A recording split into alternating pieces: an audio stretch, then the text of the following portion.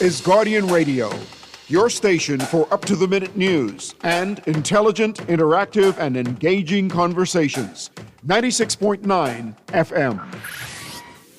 The views and opinions of the hosts and guests are their own and do not necessarily reflect the views of the management and staff of Guardian Radio. You're listening to Talking Heads with Naughty and Mary Jane.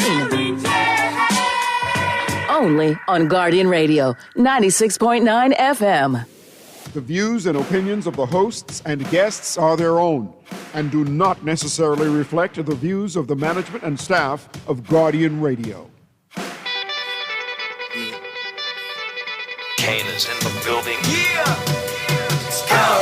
Already the show goes on all night. Till the morning we dream so long. Anybody ever wonder when they will see the sun up? Just remember when you come up, the show goes on. Talking Heads with Naughty and MJ is brought to you by Burger King, Fine Threads, John's Department Store, KFC, Naughty Johnny's, NRG Nutrition, St. Andrew's School, and Printmasters. Have you ever had the feeling that you was being had? Don't that shit that make you mad? They treat you like a slave, put chains all on your soul and put whips up on your back. They be lying through their teeth, hope you slip up off your path. I don't switch up, I just laugh, put my kicks up on they desk, unaffected by they threats, then get busy on they. See, that's how that Chateau made me. That's how my daddy raised me. That glittering may not be gold, don't let nobody play me. If you are my homeboy, you never have to pay me. Go and put your hands up. When times is hard, you stand up. LUP the man, cause a brand that the fans trust. So even if they ban us, we're back at you on the Tuesday, January 13th edition of Talking Heads. Your boy Naughty along with MJ in your company right up until 6 p.m. on this Tuesday edition. Happy Tuesday, everybody. Back to work. Holiday over. You know, another day, another dollar. Holla. What's going on, MJ? MGZ. Looking juicy in the pinstripes, too, honestly, by the way. It felt, today feels like a Monday. I don't know why, but it does. But I really love it. Oh, very nice. Okay. Can I not pay a compliment? Thank you so much for that compliment. Looking- I like your hat. Why do I feel like Rodney Dangerfield all of a sudden? What, no respect? like- I like the hat. Thank you. I haven't cute. rocked the hats in a little while. And that's what I think about your top, too. Very, Okay. very cute. Very, But yeah, we got lots to talk about on this Tuesday. Big game tonight, too, when we talk sports. I know you're excited, right? Well, I'm excited for you. Can your Spurs go 4-0 against the Thunder? That'll be interesting. And then I'm sure they'll feel a particular way about it. I'm sure that SGA will feel a particular way about it because he seems to be convinced that they're better than us and their record doesn't show that. So we'll see. The best way I could put it, those two squads remind me of back in the day when it was your Spurs and my Lakers, like two evenly matched squads that match up well. The fact of the matter is you got a lot of young guys on the Spurs. So they have to cut their teeth. But a lot of veteran players are like mad. They're getting chafed up by this young squad that plays cohesive. Hey, it happens. And it starts with your coach. He does a great job. He commands that huddle for being a short little dude. He commands that huddle very well. We'll talk about that in the 5 o'clock. We got plenty to talk about, before we get there. And if you want to chime in, if you want to be part of the conversation, here's how. Here's how you can become a talking head. Brought to you by BTC. Text lines powered by BTC. 422-GR96. That's 422-4796. Phone lines open in New Providence. 323-6232. 325-4259. 325-4316. Toll free in any one of the family islands. 242-300-5720. 242-300-5720. Stream us live. Take us wherever you want to go. GuardianTalkRadio.com. That's GuardianTalkRadio.com. Cable channel 969, BTC Flow channel 612. That's how you get it in. That's how you get it on for fresh news, smart talk all day, right here on Guardian Radio 96.9 FM. All right. We have a text already. Someone says, Predman, what's the name of that song? If you mean the song that opened the show today, that's called The Show Goes On by Lupe Fiasco. So there you go, texter. The Show Goes On. It always goes on. By Lupe Fiasco. It does indeed always go on. On the flip side of the break, I forgot to mention that we do have our special guest today, the F&M ratified candidate for Engliston, Miss Heather Listen. McDonald will be here. Okay. So we'll have a convo with her right up until 5 o'clock. But like I said, plenty to talk about. And it starts with the headlines. It's time for Headliners. Everything that's making headlines in the 242.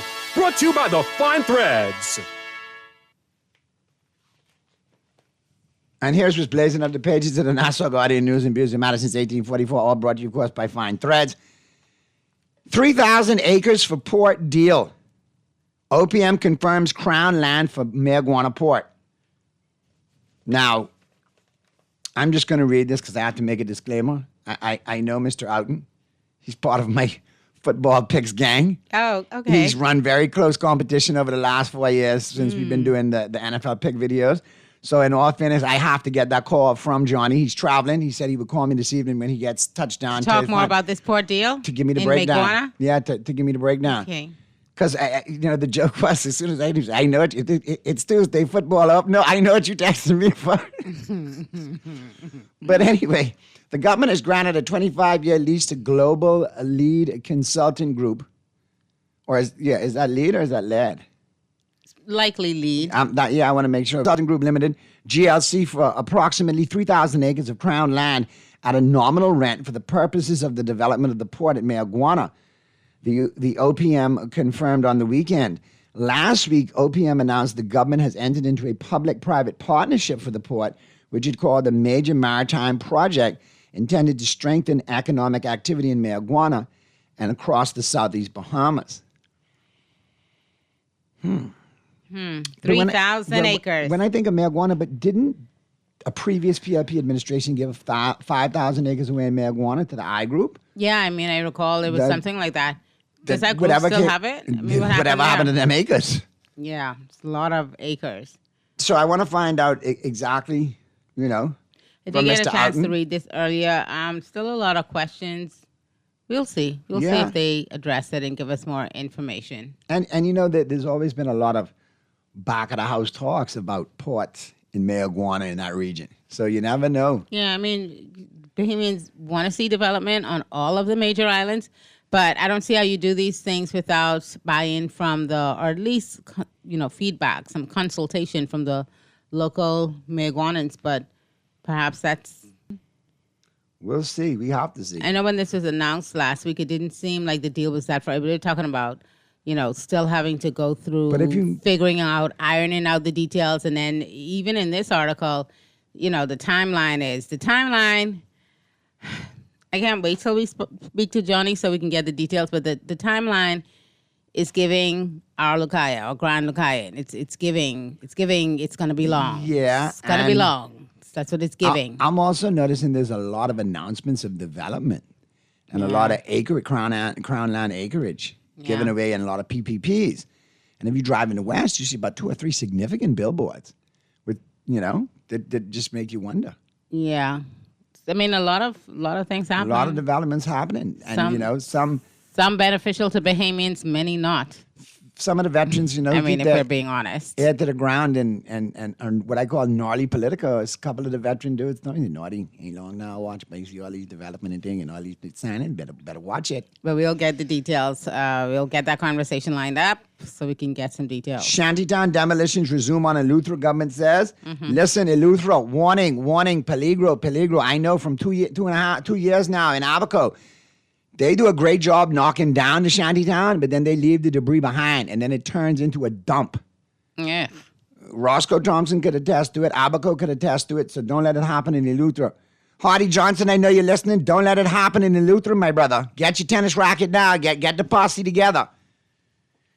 Rick Fox says he will run in St. James. I wonder when they got We have to bring Rick in for another conversation. Get a different picture for them to use. This is interesting. This is very interesting. So I would love to have another. Very interesting St. James. Now that we have this announcement, maybe it screams independent because if you look, a couple of the other major parties of the rumors have come out who's positioning where as potential candidates. Yeah. So, Got to keep an eye on that. That's very interesting. Very, very PM, interesting. VAT will be removed from all food sold in food stores. Well, not all food, just all unprepared food. I think both of the dailies kind of, and I know it's kind of like wordy to put it at like the unprepared food, but that's what it is. It's not all food because, you know, some of them have delicatessens where they serve cooked food, and I don't think that is, as a matter of fact, I know that is not going to go to zero. But what do you make of this? This is all a part of the Prime Minister's big address last night. I gotta admit that I thought the address, you know, Monday, holiday Monday, 8 p.m. on Majority Rule Day, I really thought that we would get more out of that address last night. More substance? Yeah, like more addressing of issues. You know, in a lot of countries, right after the New Year, they do, like in the U.S., they do their State of the Union, right? And they just talk about, a plethora of different issues. We got a little of that, but not a lot. And there are many issues that weren't addressed. So, yeah, 5% down to zero on the VAT. I mean, I'm not mad at it. I hear that, and you know what song just rings in my head? Eddie Murphy, Saturday Night Live, imitating buckwheat, singing, nothing, pum, nothing, something. You want to be with me? Oh! Nothing, pum, nothing, need nothing. I can hear it in my head. I can hear it in Eddie's voice in my head. But yeah, so I that got. and then That's all some. because I broke out the abacus, I broke out the calculator, I called our oldest, who is and our youngest too, but he was watching the game. Oh, this was brilliant in math as well, just like you. I was like, oh, look, help me break this down. And he was like, nothing from nothing. As a Grand Bahamian, I thought he would address at least the Grand. Weren't we told? I mean, let's be honest. The date has been getting pushed back and back and back and back. That in Parliament. But it was a national address. Is Grand Bahama not a part of the Bahamas? But Are the other islands and what's happening to them not a part of the Bahamas? I really wish that just some specifics on those islands that have really been going through a rough time these past decades would have gotten a little bit of the attention, and particularly the Grand Cayman, because we were told now that some stuff would be, and that's how it was said, you know, some stuff could be happening in January. Some things could happen. It's still January. I mean, we're almost halfway through, but I would love to hear what's happening with that particular deal, because we keep hearing these announcements, but, you know, like where's the beef? You know, like, where's the beef? Old school Wendy's commercial. Old school Wendy's. Where's the beef? All right, let me get these texts in, and then we can get to the break. Naughty and MJ, please tell this administration I've been through Christmas and New Year's without a refrigerator, so I need my money. They owe me next time. I give it out. Ooh. Naughty PIP candidates don't come. Yes, the invitation has been extended, Dexter, on numerous occasions. The doors are open. The platform is open to any party, provided you want to come on and present properly and answer questions. They seem a little shy about that answering questions part. And it's not just here. You can tell by how they fail to answer questions in everywhere. the general public that behave. But then they party. That's why there's a lot of infighting, so I'm hearing, allegedly. Naughty and MJ, can't you see those billboards are strategic? They've been placed right now with different images. But when the election starts, they're going to be replaced. With the PM, they're going to switch out to PLP campaign billboards. Oh, Lord. Oh, goodness. Good afternoon, Naughty and MJ. Naughty, the Steelers fell asleep. No. The Steelers didn't fall asleep. They got beat to sleep. They got beat into unconsciousness. They got beaten into a comatose, dribbly mouth, messy diaper state. Okay? And in the 5 o'clock hour, I'm going to slow roast you suckling Pittsburgh hogs, like the suckling Pittsburgh hogs that you are. Welcome to the Losers Lounge. Naughty Damas told you it was short-lived. You all shouldn't have got in from the week before. You think the old man is out of there, finally? Who? Gonna hang up his cleats? Not Tomlin. Tomlin resigned. Tomlin was like deuces. I'm talking, Aaron Rodgers? Rodgers. He has to go in a hole for 2 weeks and smell his bodily discharge and then come back out and make a decision to the world. He seems like one of those people who just never wants to retire, you know? I bet if another team gave him a shot, he would be back. We've seen enough of that movie over and over. But and has over he? Again. That's the question. Somebody need to remind him. Anyway, we'll talk about your Steelers text in the 5 o'clock hour. That has to be a by-election joke. Why would you want to drop VAT in April? Because you know May is going to be an election? That's got to be clearly a joke, Naughty. That's clearly a joke. Yeah. I mean, you don't want to say it's cynical, but to have heard the cries of Bahamians for 4 years when VAT was added to certain items, particular items that, lower income households rely on, depend on. When you hear for years, oh no, well, don't worry, it's fine because we took it to 10%, but then those particular items went up 10%. And then finally, after 4 years and going into an election, you now say, okay, yes, I hear your cry. 4 years later, and I will take it to zero now. I don't blame Bahamians for being like, whatever, because it does feel a bit cynical. It does feel a little bit like for elections. So while we appreciate it, I mean, I certainly do. And the thing about it is I hope that it makes it difficult for any administration to put VAT back on, unprepared foods, if we're being specific. But it is cynical to have done that, to have allowed people. And it was, it's bad now, but coming right out of COVID, right, opening up, like, we've lost a lot with that one policy decision that finally they realized, well, maybe we should adjust this. I don't know. Naughty and MJ groceries and meds were already zero rated. Yes, we know. And that's why, All right, we're going to get to the break. We have a special guest. Flip side of the break, we're going to have our special guest in studio with us. We're going to have a conversation with the ratified candidate for the Eglinton constituency, Miss Heather McDonald. All right, all coming up on the flip side of the break as the Tuesday, January 13th edition of Talking Heads continues right after this.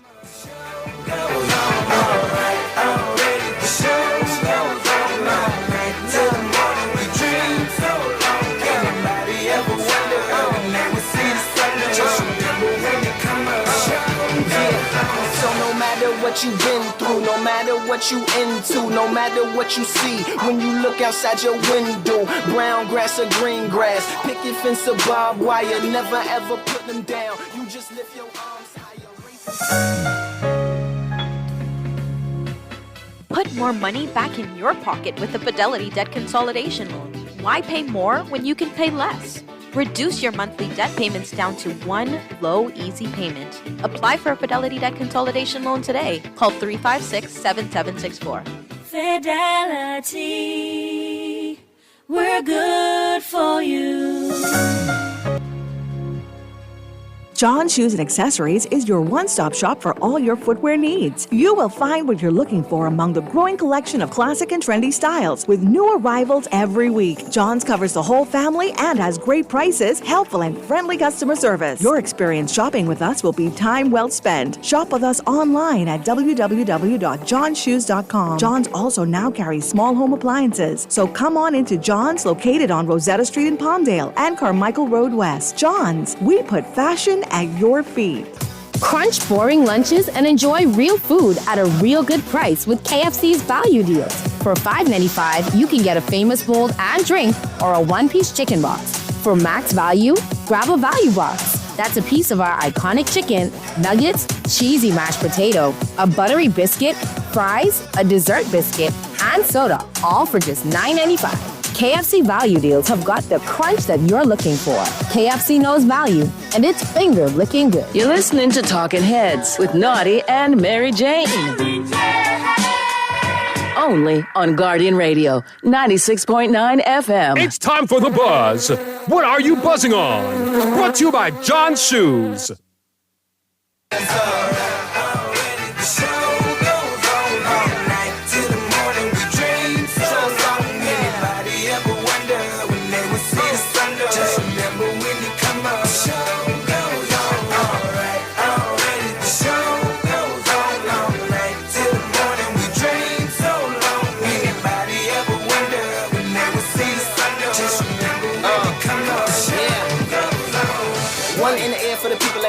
Two in the air for the father that's there. 3 in the air for the kids in the ghetto. 4 for the kids that don't want to be there. None for the trying to hold him back. 5 in the air for the teacher not scared to tell those kids that's living in the ghetto that the holding back, that the world is theirs. Yeah. We're back at you on the Tuesday, January 13th edition of Talking Heads. Your boy Naughty, along with MJ and your company, right up until 6 p.m. on this Tuesday edition, post-holiday Monday edition. So shake it off, people. Back to work. We all must go. And our special guest joining us on the Buzz, all brought to you, of course, by John Shoes. The F&M ratified candidate for Eglinton, Ms. Heather McDonald. Glad to have you here. Welcome aboard. Welcome to Talking Heads. It's good to be here, Naughty. And of course, let us know exactly, you know how Bahamian people go. Who you is, who your people is. Let us know who you are and bring us up to snuff as to what's going on with you and the Angliston constituency.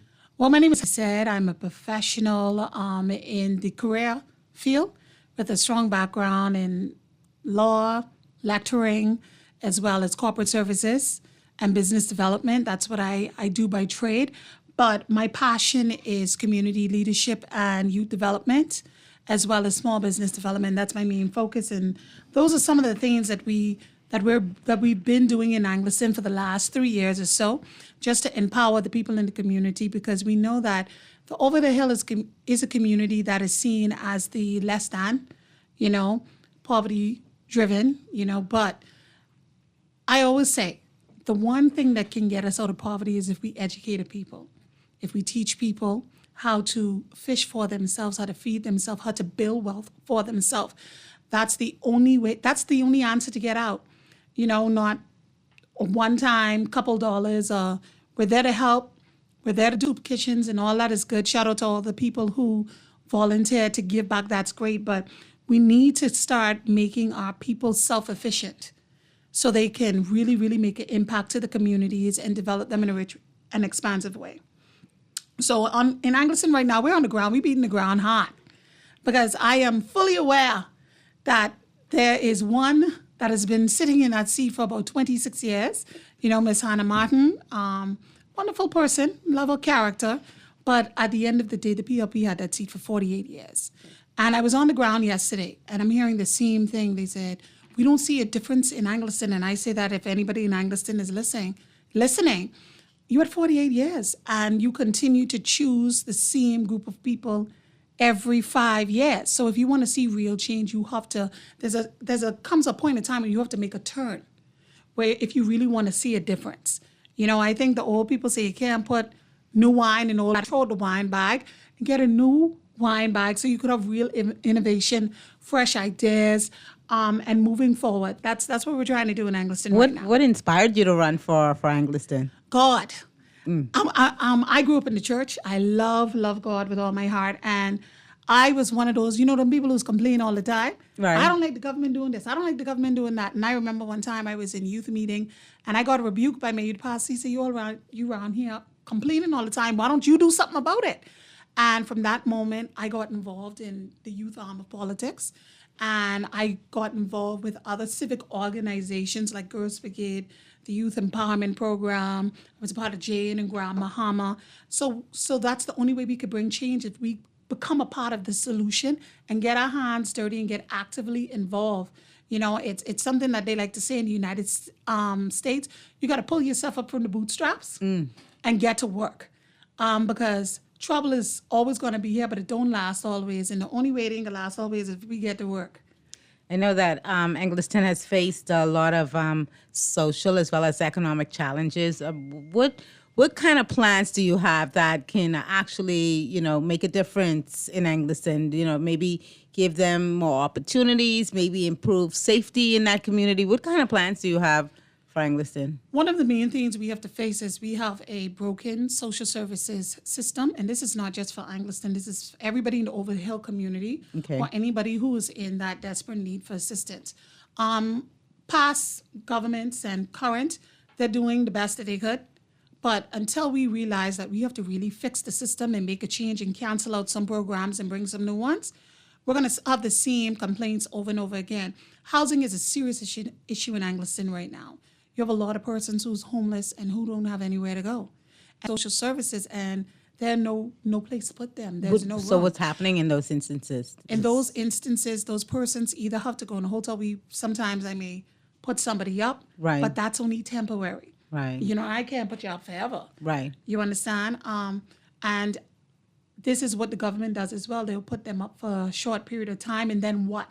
So one of my plans and one of my visions of what we need to do for social services is we have to actually invest in creating some sort of temporary shelters, but we need to reform it in a way where persons come in and they get out. Meaning that you fall on hard times, you come in the shelter, you give them a period of time. Listen, you're in this shelter for 3 months. During that time, you're going to get some life coaching. You're also going to get some job training, and we're going to help you get employment. So by the end of the 3 months whilst you're there, you get out. You have a lot of persons who are in these shelters. They're not Bahamian nationals. I get that a lot from Bahamian persons. They say, Miss McDonald, I'm a Bahamian. I have my 4 kids, and we're trying to get in a shelter. And there's a lot of non-Bahamians living in these shelters. And I put it to the test. I didn't believe them, but I went. Okay, and what did you see? I saw exactly what they said, but first they said the people at the gate did not let you in. But I had somebody, I'm not going to call their name for their own privacy, who was a guest at the shelter because I was their guest. Okay. I was able to go in, and I saw the majority of the persons in there were non-Bahamian. And this is what we're facing. We have a social service system that is not actually assisting Bahamian people. And I understand that we have to be humanitarians, okay? I get that. But I am of the firm believer of Bahamians first. So there's a lot of things that we have to deal with in Angleton. Immigration is a serious problem. Another problem that we have in there is crime. Right. The answer to crime, I like to say, is you got to educate your people. Idle hands is the devil's workshop. We had programs, I remember back in the 90s coming up. You saw a lot of programs. You had basketball tournaments. You had boys programs, and you actively saw these things in the community. They were present. You don't see that anymore in Angleton. I know there's a few programs, and God bless them. They're attached to church. I know the youth empowerment program. I'm a part of YEP where we were at R.M. Bailey. That was my district for about 3 years there in Angleton. And there's a few other Pathfinders and a few others. But at the end of the day, we need to invest more in our youth programs. And I'm not talking about giving them $1,500 and expecting them to stretch that for the rest of the year. That's not going to impact. We're facing in a situation right now where teachers have to come out of their pockets to assist students, and where you have youth programs, they have to get donations, and we have a wonderful ministry there that says they're offering all these things, but we're not seeing it to its full effect. I would imagine that the constituents of Angleton, just like everyone everywhere else in the Commonwealth right now, is experiencing a really hard cost of living crisis. I think that's affecting most all of us. Maybe 1 or 2% don't feel it as hard as the rest, but I think most of us are feeling it. Did you get an opportunity to watch the Prime Minister's address last night? Yes, all eyes was on that address, And what are your thoughts on, the address itself and the fact that he says that VAT is now going to 0% on unprepared foods? Mm-hmm. And, he talked a little bit about property taxes. But just your general thoughts. I would think that the food and the VAT would be more, upfront for persons that are, struggling like most of us are. Well, I'd like to thank the Prime Minister for finally listening to the opposition, because the opposition was saying for the last 4 years, take VAT off of bread basket items. Mm-hmm. They've been saying that for the last 4 years because you cannot play me. You increase VAT, you drop VAT. You put something on, you take something off. That is going to affect the economy in some sort of way, all right? And I feel like he's like, I'm going to say like my young people to say, you playing in our face, man. We had 4 years of struggling going to the food store. Every time you go to the food store for a family of 4, your bill coming up to about $300, $200. Okay? At least. And that's food for 2 weeks. That's food for about 2, maybe 3 weeks if you stretch it out. And now you're coming back at the 9 hour, because let's be real, election is going to call pretty soon to say, hello, Bahamian people, all of good, please listen to me. I shall remove that off of it. And we also decreased it. And I'm like, you really didn't do anything. If you were really concerned, it should have not been on in the first place. You understand? You could have taken some sort of counteractive measures last year, or maybe even the year before, and say, you know what, we looked at it, we was wrong. My bad, opposition, y'all was right. And this is the place where we need to get in governance. Just because the F&M had something that was good, you can't just come in and say, you know what, because they did that, I'm now going to remove that and cause the Bahamian people to suffer. That's the same thing they did with the utility bill. We had a cap on utility bills. They came in, they took it off, the hedging cap, they removed it, and everybody's bill is over $300, $400, $500 now. And they said it was lowered, but I don't see it, MJ. It's hard to see. I don't see it. Everything's just so expensive. But back to the VAT and its removal now from unprepared foods. You're right, the Free National Movement had it off of breadbasket items, which covered a lot of items. As well as medication. But is your party willing to continue to keep it at the rate that it has now been set at, which is whether your party is ready to say that, VAT will stay at zero rated on unprepared foods? Yes, we're willing to do that. And we're going to take it off medication and hygiene products, feminine products and baby products as well. Because medication is very expensive. I have a father who's ill. Buying his medication is like, that can run you into $200, $300 easy, especially persons who are cancer patients and have other ailments. It's very, very expensive. So that is very helpful as well. Right. So we're gonna remove it. We're definitely gonna remove it because we understand that this is an economy. We live in the Bahamas. Everything is expensive except your salary going up. Okay, so you have to really be considerate to balance it off. So the cost of living, you could actually afford to live in the Bahamas. And I could say for the last 4 years, it's been a struggle for everyone, whether you're doing well successfully or not so well. Every person in the Bahamas has been feeling this for the last 4 years, how expensive everything was. A question in regards to Angliston. I mean, you mentioned earlier that it's been in the same situation, in the same state for 48 years. I've had texters and say, "No, call it for what it is. It looks like water on Sarajevo. It looks like water." So my question is, are there some impactful things, if you become the next member of parliament for Angliston, that you can hit the ground running with that can actually affect change in Angliston? Because it seems like Angliston needs a lot of change. You mentioned some of the things, but some of the texts that I'm getting, the concerns are, it's an election ploy in regards to the VAT off food. If the PLP win, it'll go back on. Check your voting register in Angliston, and what are the actual boundaries for Angliston? That was a couple of the questions that came through. But touch on the boundaries for me, and then let me know some of the impactful things that you can change right away to improve Angliston. Okay, the only slight change we had in the boundary was polling division number 1, and that's on Independence Drive, that's Blue Hills. That was once in Angliston, that's now in Garden Hills, so that's removed. Everything else has remained the same, and there's been no change other than that. That's about 500 and something, 600 and something voters that was removed out of the constituency. And now they're in what, Garden Hills? They're in Garden Hills now. That'll be, so polling division number 1, I don't know what's going to name in Garden Hills, but that is now in Garden Hills. So we had 11 polling divisions, and so we're down to 10. Okay.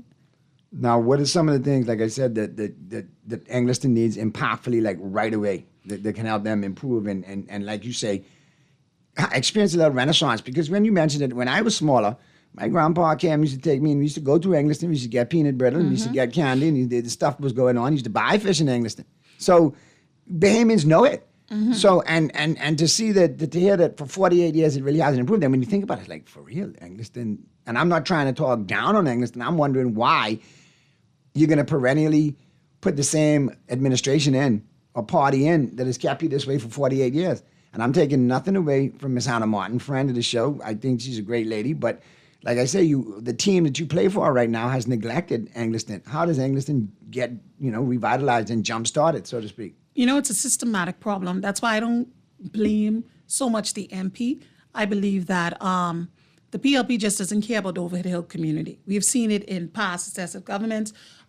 During our last administration, we had an entire program focused on the Over the Hill, where we helped persons who were entrepreneurs. We had a great cleanup program where we were painting buildings, revitalizing the area. One of the things I will do running off the bat is we have to clean up the community. I'll be doing an extensive team up to clean up program because there's a rat problem. And I know because I walk in. I walk in the grounds and they meet me. They come out and they greet me sometimes, So we will be assisting persons where we could offer assistance with getting rid of the pest problem in the community, as well as cleaning up the area. And we want to put that in the power of the community.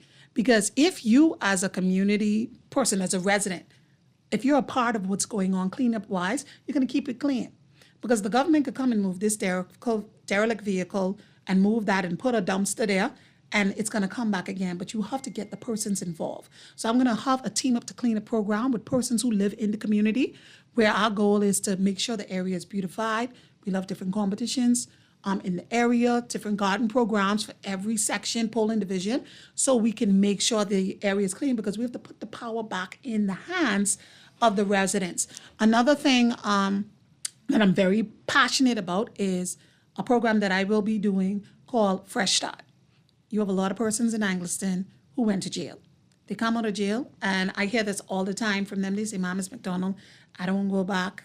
I want one job." They don't ask me, "Hey, Miss McDonald, give me that little thing." No, they said, "Hey, I want to work. I want to work so that I don't have to go back doing what I did in the past." But unfortunately, sometimes their criminal record, they didn't have the doors open for them, or the exposure to certain things. So I'm going to create something called Fresh Start, where they'll be able to get training in certain facets, not just trade, but also how to speak in an interview, how to get your finances in order, how to apply for a loan, educating them on how to budget a household. And that's something that I want to consistently do, whether I win or not. I will be doing that program because that's something that is needed. If we're saying that we want persons, what we do, what upsets national security now, I don't feel like we reform our prisoners. They go to jail and they spend their time, they come back out and they say, okay, now what? No rehabilitation? There's no rehabilitation. So we have to put in place proper programs so they don't go back. And that's what the Fresh Start program is aiming to do, to keep them off the streets, to get them involved in their community, to get them to be business persons or whatever it is that they want to do, whether they want to be a barber, a carpenter, whether they want to be a motivational speaker. Those are the things that I intend on doing for them in the community. Those are the things I'm running with. Particular constituency, Angleton, right now they have a very high-profile incumbent who's been there for a very long time. What's it been like for you on the ground? Do you feel that they're receptive to change? Very much so. I'm very honest with how my beloved Angleton people are. The thing is, it's not that they don't want change. They want to see consistency. And the great thing is, I've been on the ground from 2022. So a lot of persons already really got familiar with me. And when I first started, it was a trust issue. And I could see it now taking its toll because they see me still there. Even before I was ratified, I was there. Before I was even thinking about being ratified, I was still working in the community thanks to the program, the youth program I was a part of. So what Angleton people want is consistency. But I still say you got to step out on faith. You have to, this is going to be a faith walk with me in Angleton. You can't just say, better the devil I know. I told one of the constituents. Not that we're referring to Ms. Hannah Martin as the devil at all. No, I get it. I'm speaking to what they said. They literally said this to me. All right. And I said, but you don't realize that you're still dealing with the devil regardless. So you have to take a turning point. You have to step out on faith and say, you know what? I really want Grammy and great Grammy voted a particular way. I'm going to stay this way because it's up to, because a lot of those persons are dead and gone and they went on to glory. So this is right now, this is a millennial, Gen Z, Gen X election right now. They can make the decision of who could be the next government in 2026. Let's pivot a little bit to national issues.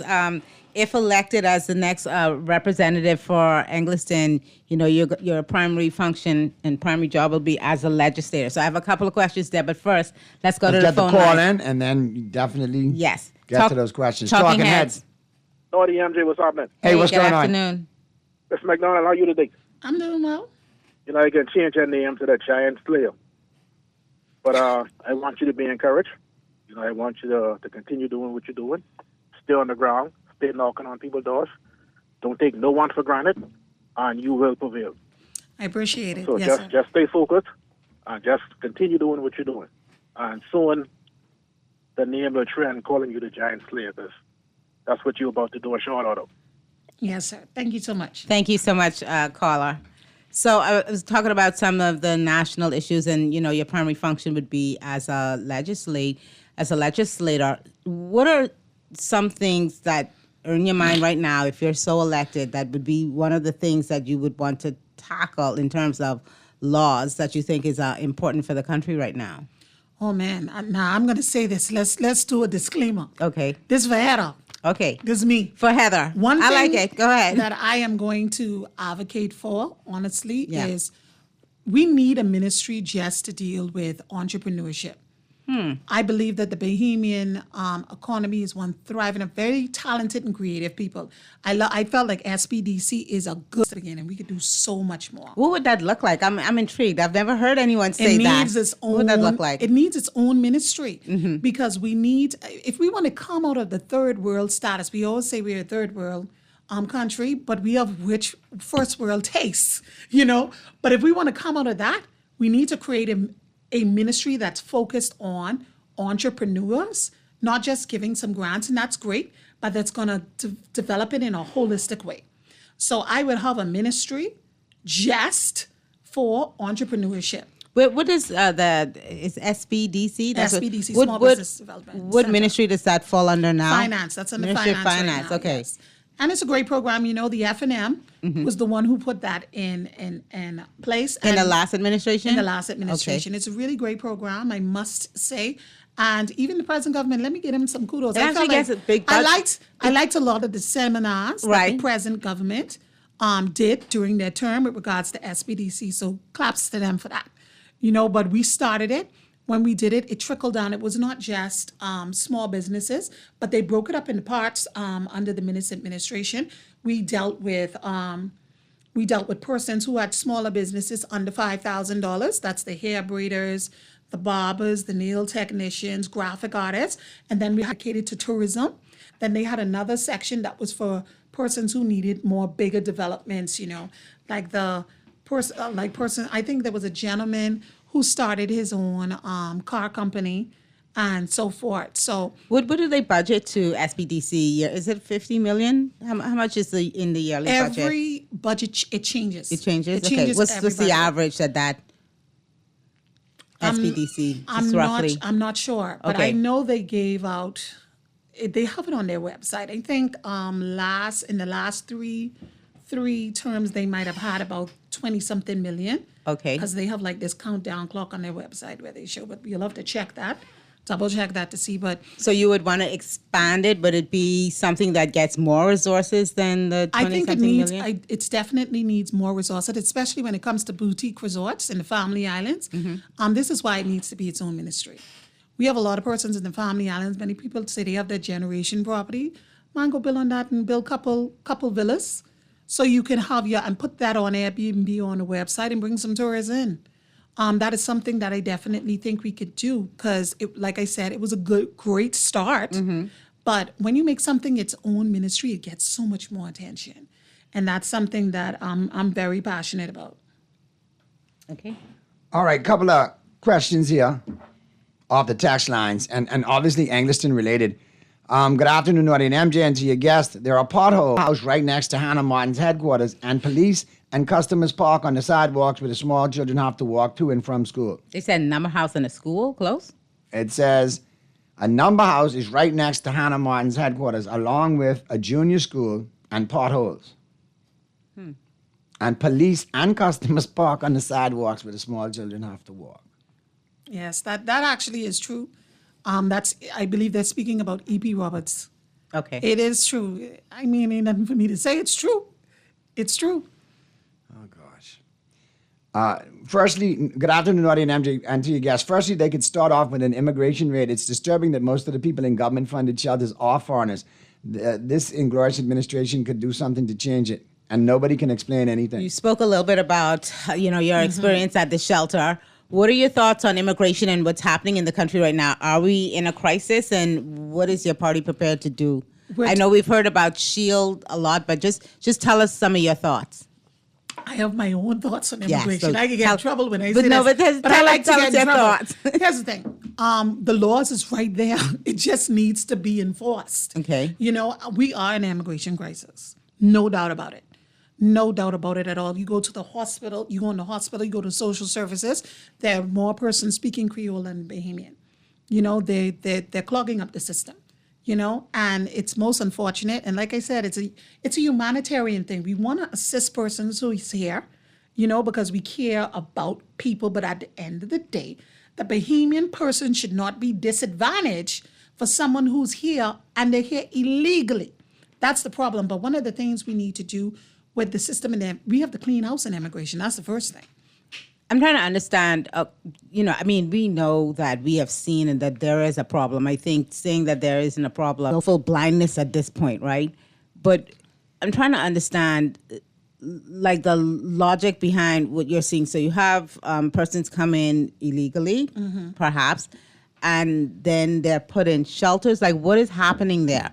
I thought it was, detention and then repatriation. So how is it that our resources are being, are so scarce now because we're sharing it with a lot of persons coming in? Is it that they're in for a particular amount of time and then deported? Like, what is really happening to your understanding? Well, with regards to social services, whenever someone goes in the shelter, it's supposed to be for a period of time. Okay. But the problem with that is they don't give them any way to get out. That, like what I was saying, some of the programs that need to be instituted to get them back on their feet. But social services. So you're an illegal immigrant. How are you, like, back on your feet? You're going to be regularized? Like, what's happening? Aliens. I really believe that we have to do something about immigration, and we need to reform our laws with regards to the application process and what we're doing with persons who are here. It's unacceptable, because if you could walk into NIB as an illegal immigrant, you could walk into hospital and walk out. That's a systematic problem. That means that the persons who are in place aren't doing anything, and they're just sitting back and saying, oh, well, that's just another illegal. Let's just allow them to continue to clog up the system and move on. And that's what's been happening in social services. When you have, and I can't even get on the social workers, because if a mother comes in there with kids and they homeless, that could touch your heart. I'm a woman, MGO woman, that could touch your heart. Oh, of course. And we're going to try to help those people. But the problem is, in helping those people, you hurt your own people at the same time. So we need to find a way where we could solve these problems. And it's a system problem. It's the system that is broken, and we need to clean house. So, but what is the actual policy? Like, they're not supposed to be able to get assistance, That's my question. But the thing is, when something has become a habit normalized so long, right? It's almost like that is now the rule, and the rule of law no longer applies.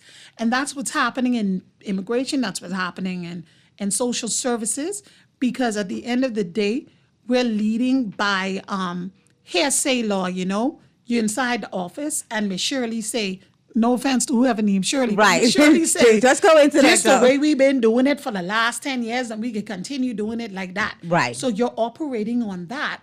When as you go back to the policies and you're saying to you, hold on, this is not what the policy is saying. Right. This is not what the legislation is saying. But Ms. Shirley's saying, but that doesn't matter, because this is how it's been operating. So we need to bring persons in these ministries who are going to make sure that policies are being enforced. What do you make of the minister's performance? Which minister? The immigration, and then we could talk about social services. Let's let her answer them in the 5 o'clock, because we're right at news time. We're at 5, okay. So we'll get into the 5 o'clock. We'll get news out of the way. We'll get those 2 questions in and wrap up with our special guest, F&M ratified candidate for the Engliston constituency, Ms. Heather McDonald. We'll wrap up with her, and we'll talk sports. We got to talk Major League Baseball offseason news. We got to talk NFL and coaching changes. Got to talk NBA. And I got some Steelers to roast. So you all don't run. Muff, go get your neighbors. Turn the speaker toward your neighbor's yard. Turn up the grill. We about to roast some Steelers in the 5 o'clock hour. All right, that and more coming up as the Tuesday, January 16th edition of Talking Heads with Naughty and MJ continues right after this. Don't that make you mad? They treat you like a slave. Put chains all on your soul and put whips up on your hope you slip up off your path. I don't switch up, I just laugh. Put my kicks up on they desk, unaffected by they threats. Then get busy on they. See, that's how that shit down made me. That's how my daddy raised me. That glittering may not be gold, don't let nobody play me. If you are my homeboy, you never have to pay me. Go and put your hands. Refined style with elegant taste. Then Fine Threads is your place. If you want those slacks hemmed or just taking the waist, then Fine Threads is your place. If you wanna look suave and debonair everywhere you go, like you're supposed to be in a video, wanna step out and look great, then Fine Threads is your place. Refined style with elegant taste. Then Fine Threads is your place. Is your place. Is your place. Crunch boring lunches and enjoy real food at a real good price with KFC's value deals. For $5.95, you can get a famous bowl and drink or a one-piece chicken box. For max value, grab a value box. That's a piece of our iconic chicken, nuggets, cheesy mashed potato, a buttery biscuit, fries, a dessert biscuit, all for just $9.95. KFC value deals have got the crunch that you're looking for. KFC knows value, and it's finger-licking good. Looking for a school that's international, proudly Bahamian, and truly invested in your child's future? Bring the kids and join us at the St. Andrews International School Open House on Saturday, January 17th at 11 a.m. Meet our passionate teachers, tour our campus, and experience a vibrant, welcoming community where students are supported, challenged, and inspired to lead with confidence. Come see the St. Andrews difference for yourself. Visit standrewsbahamas.com or call 677-7800. St. Andrews International School, Ethics and Excellence. You're listening to Talking Heads with Naughty and Mary Jane. Only on Guardian Radio, 96.9 FM.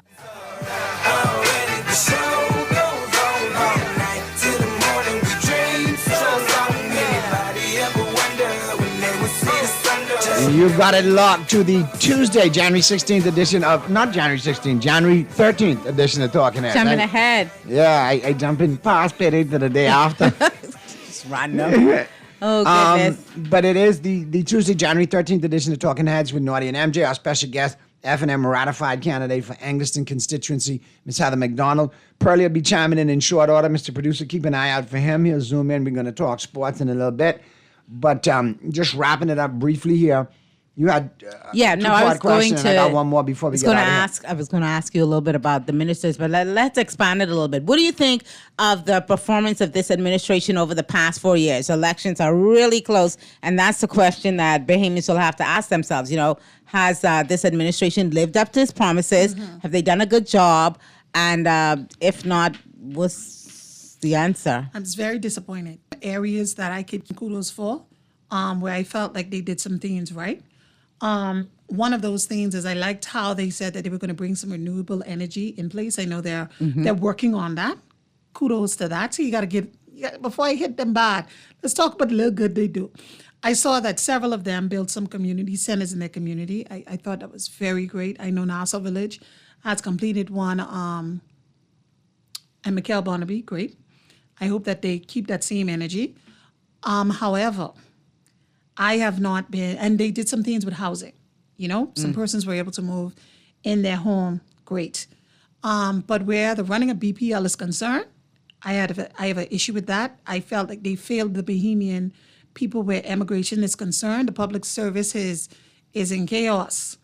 You know, the unions there's a lot of unions that have been striking in the past. I know they made certain promises. The unions had put forward their petition. They've been at the table with certain government entities, and they're still waiting on some answers. And some promises is still lingering. This is the government that I could take 3 LW's quote from this. I'm sick and tired of all these broken promises. They promised a lot. You know, we had the Golden Yoke program. We don't see it just growing up over the building almost. You know, the potholes in the roads. Ministry of Work has been a big disappointment.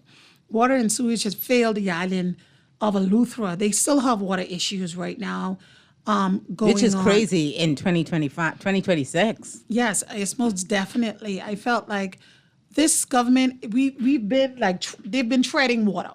That's what I think they've done.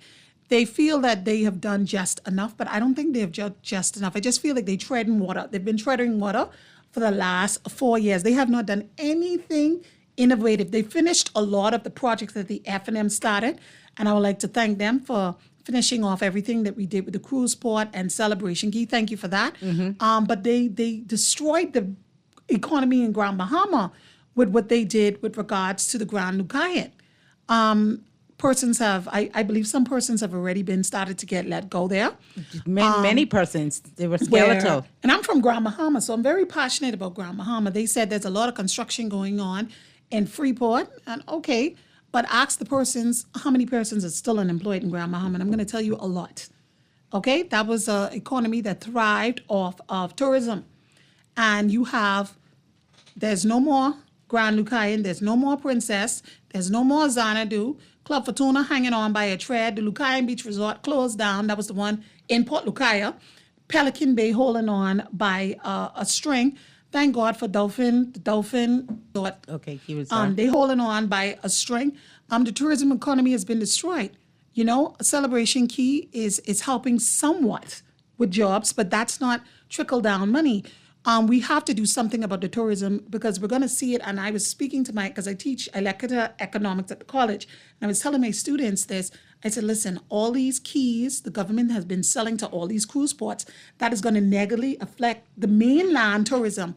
Because what's going to happen if I could get $400, Naughty, to go to 4 islands? You think I come into Nassau to stay for a week? No. I go on the cruise ship for $400. So by them doing all these keys, and yes, you're going to give a couple people jobs, but what about the straw market worker? What about the restaurants? What about the various entertainment, tourism attractions we have on the mainland?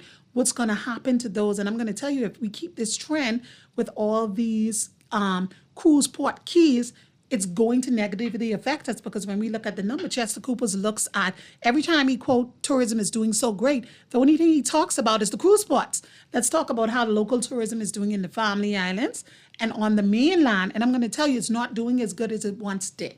Well, MJ, what was it? 86% was the breakdown that you came across? We've talked about that extensively. Hopefully the minister will do something different to turn that situation around.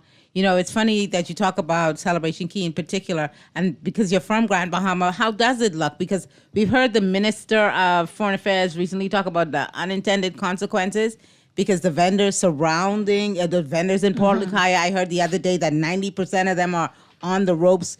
They talk about unintended consequences. So how bad is it in Grand Bahama right now for those vendors? It's very bad because I know the chairman of the PLP says that Grand Bahama is doing great. And he's always in Zorbas in Freeport when I go there. So he know go in Port Lucaya, which was once a very busy... MJ, I grew up in Port Lucaya, yeah, I know. It was very different. You have straw stalls in Port Lucaya that don't even bother opening. Let's not even talk about the bazaar. There. What happened to the thing Ginger Moxie said they were going to do in the bazaar? This African hub thing. Yes. And nothing. That was years ago. Another broken promise that we are sick and tired nothing is happening in the bazaar? Nothing? Nothing. The only thing happening in the bazaar is the weeds. It gets more and more bizarre. Yeah. And then somebody causes a fire now and again and the building burns down for whatever reason. It's so sad, yeah. It's so sad. I think that Grand Bahama is still suffering. All right, we got to get to the break because obviously we got to talk sports. We appreciate you being here. Obviously, this is the first time with me and MJ. You've been on with Pearly before. You're no stranger to Talking Heads. Nuestra casa es tu casa, meaning next time you want to get on, we'll definitely be available for you because we want to hear more about Angliston and some of the programs, especially the youth empowerment programs that you plan to introduce in or out of office. And that's good because we need to get to the youth. We're losing too many young men between 18 and 35 to gun violence, gang violence, and the streets. And there's a lot of opportunity for that. You don't know who the next world champion pool player could be, the next doctor or lawyer from humble beginnings. We got to give these kids opportunity, and they want to work. So we definitely need to talk about that in the future. Now, quick question. You mentioned a lot of some of the good the previous F&M administration had accomplished. We know they did some good. We know they had some bad baggage too. That's why they had where they at. We ain't gonna call no minister and point no finger. How is it compared, this new administration under the leadership of Michael Pintard? You seem fired up. A lot of the candidates that we talked to seem very passionate and fired up. Is he invoking what he needs to in you guys to get you? Because you seem fired up. You seem unified despite the noise in the market, and you got that focus. Can you speak to what it's like to being on the team of Mr. Michael Pintard? It was with him as leader. I would say that it was refreshing. I was actively involved in the F&M under the administration, so I could tell you this. Michael Pintard is very approachable. He brought energy and charisma to the F&M that has been gone from sense for quite some time now. And it's great that you have a leader who has an open door policy, who will actually have a conversation with you. All of the constituency associations is back up and running and functioning. You know, that wasn't fully apparent under the form administration. Right. But everybody is working, and we're excited now, and we have somebody who's actually listening to us and working along with us. And that's why he won leader 2 times, two straight. Right. You know, a lot of persons, they saw about 8 people who was complaining on the sidelines, but you had over 600 people who was our guy. So I always like to tell persons when they say the FNM isn't unified, I say, listen, we had 2 conventions, 1, 2. The man was voted in not once, but twice, and by great numbers every time. So all of the voting delegates of the FNM, we're saying this is our guy. All of the non-voters who are part of the associations, we're still saying this is our guy. So I just want the listeners to, you know what, come with us in the FNM. Believe in us and work along with us, because we're willing to work along with you and listen to you. Another big thing that we have to look at, and I'll wrap on this, I don't know if you have one to wrap with, but voter registration was very low the last election, horribly low in the by-elections that we've seen. The turnout was low. How key is it for the FNM to get voters out? Because I think, you know, if you want a fair judgment of where the country stands in 2026, we need to get as many people out to vote as we can. I mean, do you think that from what you're hearing on the ground and from what you're seeing Mr. Pintard do as leader of the FNM, do you think folks will be inclined to get up off the sofa if they're registered and come back to vote, or register if they haven't registered already? I have calls and text messages every day asking me, Ms. McDonald, where do I go to vote? How can I go and vote? And what do I need to vote? Because persons are very excited, and that's great. And these are persons who were in FNM or PLP or anything, you know, because at the end of the day, if we want to make a difference, if we want to see the PLP gone, it's going to take the entire Bahamas, a collective, to get up and go there and vote. And I encourage everybody in Angleton, we have 2 voting stations. There's the mall at Marathon, as well as Town Center Mall. They're open from 9:30 to 8 p.m. in the night, Monday to Friday, and then Saturday they have special hours where they're open. So please go to any one of those locations, go to vote. All you need, get your passport if you're a first-time voters, and a UT bill, and go and vote. If you are actually, they just say you need to swear. That's another conversation for another day. No, but quickly, what do you think about that? That just swear. I think this is another tactic to cause voter chaos. I strongly believe that, as well as saying they promised that the biometric cards weren't going to come out until the next election, not this one. I remember them saying that. They said, not this election, we just want you to ratify because it's a process. But now they're saying it's mandatory. Just to be clear, they're saying it's mandatory. They had something in the newspaper, an ad, where they said it's mandatory for all voters to verify so they can get the biometric card. So persons are saying, what are we supposed to do? So I'm still waiting to listen to see if that's the case, but they had an ad in the newspaper. So we need to hear from the commissioner, because my understanding was that it will not be mandatory this upcoming election, but perhaps in the future it will. So yeah, we're going to get on that. There's a lot of confusion, and I think that's what they're trying to do. information. There's a lot of confusion happening, and if there's confusion, that's the benefit to the current government. Okay, because you know one thing about Bahamian people, if they frustrated, say, man, I ain't going, I can stay home. Please don't stay home. This is not the election to stay home. This ain't it. This is not it. Everybody needs to get up, vote, register. If they say verify, go verify. I verified. You understand? It only takes about 5 minutes. Real talk. 5 minutes. Carry your voter's card and your passport and give it to them. They verify you walk out the door. Okay, so whatever these people say, do just do it, because they changing their talks a lot. 1 minute you don't have to verify. There's the next minute there's an ad in the newspaper saying you have to, and then they coming back saying no, you don't have to. Organized confusion. Organized confusion, and we cannot allow them to frustrate us back into another PLP administration. Do not do it. Do not be swayed. Do not allow them to fool you into not carrying your power, which is your right. So just a final question. You look like someone who could excite a lot of younger voters as well. What has it been like for your party engaging the younger voters? Well, I'm a Torchbearer alum, and Torchbearers Youth Program You got that kind of vibe about you, like you could get the young people out as well. We were the first youth arm for a political party, and the Torchbearers is working very hard. They're on the ground with every candidate. I've seen them assigned themselves to various candidates. I have Torchbearers that work along with me. They're doing a great job. They've been doing a lot of community outreach. I know the Torchbearers in Grand Bahama, shout out to them. They gave out chicken sauce to Junkanoo participants in the parade. So the torchbearers has always been in the forefront throughout the years of any political season, in and out of season. So I think they're doing a great job, and we have a lot of young candidates coming up, and we're fired up and we're ready to go. There you go. Good stuff. Thank you so much for spending time with us today. This has been a good interview. A good conversation, Yeah, and, great and conversation. we'll have to have you back on again and talk some more as we get closer to You're election. very candid, so we do appreciate that. And as we get to the break, don't forget, it's all about KFC Nassau. You're on your way home, you're hungry, let KFC Nassau do the cooking for you. The crunchy deals are going on. You got the one-piece box going on with the one piece of chicken, biscuit, fries, soft drink, $5.95, VAT included. You got the famous bowl with the soft drink, $5.95 included. And you got the value box. You get the one piece of chicken, you get the 4 nuggets, you get the cheesy mashed potatoes, you get the fries, you get 2 biscuits, 1 dessert, and that soft drink for $9.95 VAT included, right? So let KFC Nassau do the cooking for you on the way home tonight or tomorrow night or whatever night, because it's always finger licking good with KFC Nassau. Quick break, flip side of the break. Pearlie will be in the building. We'll be talking sports, so keep it right where you got it. Don't touch it.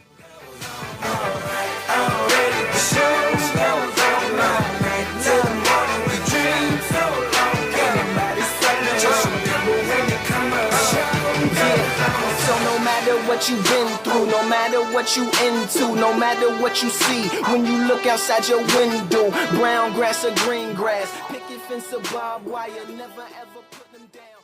John Shoes and Accessories is your one-stop shop for all your footwear needs. You will find what you're looking for among the growing collection of classic and trendy styles with new arrivals every week. John's covers the whole family and has great prices, helpful and friendly customer service. Your experience shopping with us will be time well spent. Shop with us online at www.johnshoes.com. John's also now carries small home appliances, so come on into John's, located on Rosetta Street in Palmdale and Carmichael Road West. John's, we put fashion at your feet. Looking for a school that's international, proudly Bahamian, and truly invested in your child's future?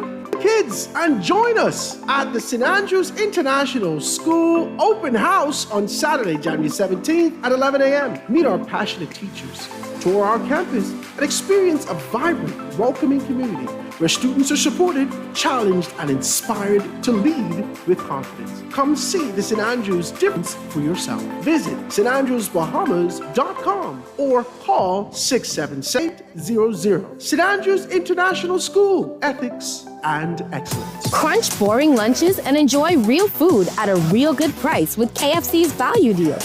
For $5.95, you can get a famous bowl and drink or a one-piece chicken box. For max value, grab a value box. That's a piece of our iconic chicken, nuggets, cheesy mashed potato, a buttery biscuit, fries, a dessert biscuit, and soda, all for just $9.95. KFC value deals have got the crunch that you're looking for. KFC knows value, and it's finger licking good. You're listening to Talking Heads with Naughty and Mary Jane. Only on Guardian Radio, 96.9 FM. Kane is in the building. Yeah! Alright, the show goes on all night till the morning. We dream so long. Anybody ever wonder when they would see the sun up? Just remember when you come up. The show goes on. Alright, the show goes on all night till the morning. We dream so long. Anybody ever wonder when they would see the sun up? Just remember when you come up. The show goes on. Have you ever had the feeling that you was being had? Don't that shit that make you mad? They treat you like a slave. Put chains all We're back at you on the Tuesday, January 13th edition of Talking Heads with Naughty, MJ, and now Pearlie joining us. Pearlie is in the building. What's going on, Pearlie? Hey, Pearlie. It's muted. It's muted. This time of year, he's working on the air fryer recipes, getting ready, because in 73 days, pitches and catches report, players report. Oh, no. So we got Pearlie now? He's gonna muted mute himself. Yeah, at some point. Yeah. Yeah, you're listening, Pearlie, but you ain't muted. Unmute yourself. If you're listening, unmute yourself. My goodness. But Good anyway. afternoon. How is everybody? There you go. Good. I swear Pearlie just likes to come in like... Make an entrance? Yeah. Like Oz. From behind the curtain, you know? I am the great and powerful Oz. Relax. It's a good day. The Steelers lost.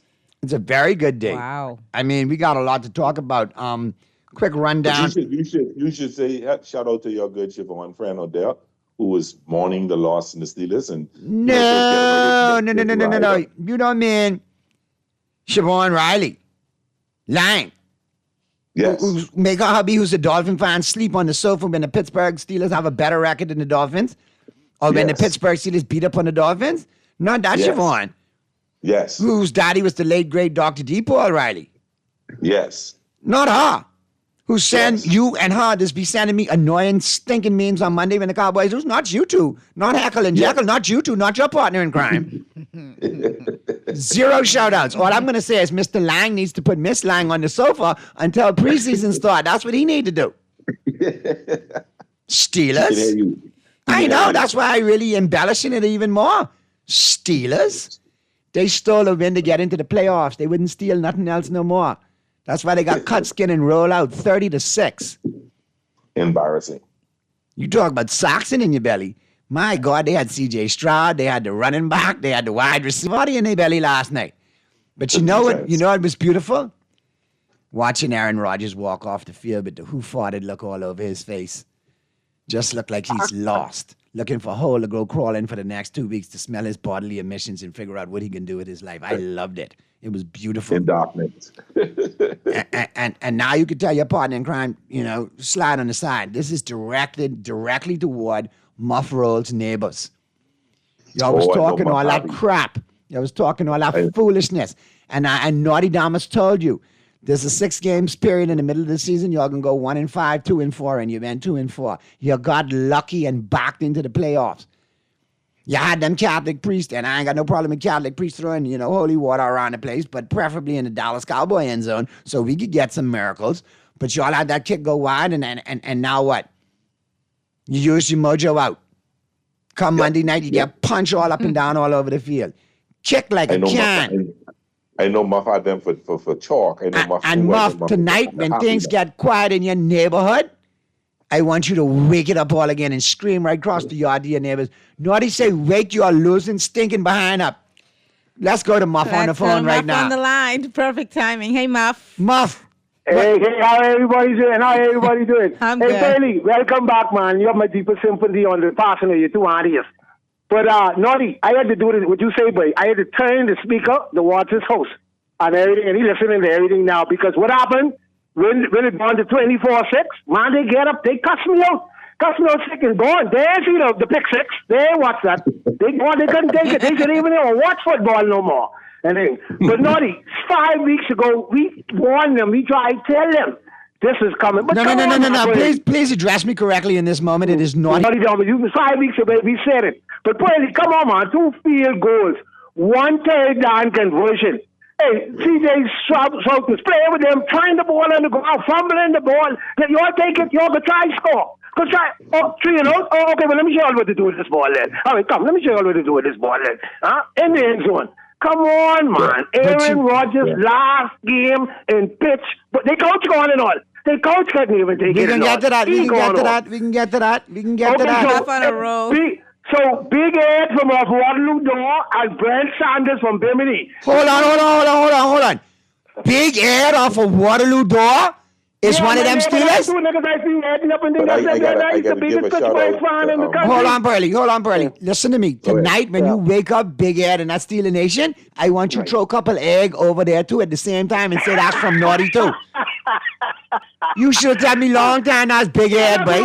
It's me, my neighbor Brent Sanders from Bimini and Big Ed from Waterloo Door. Steeler, the biggest Steeler fan in the country. Steeler all over your truck. All over you. Hey, he come here last night with Steeler hat, Steeler jacket, Steeler. I get him. I get throw low blow right now for Big Ed, Big Ed couldn't carry Tiger's jock on a good day. That's why he put for a lousy team like the Steelers. Oh, mediocre, middle of the road, wannabe. Steeler everything.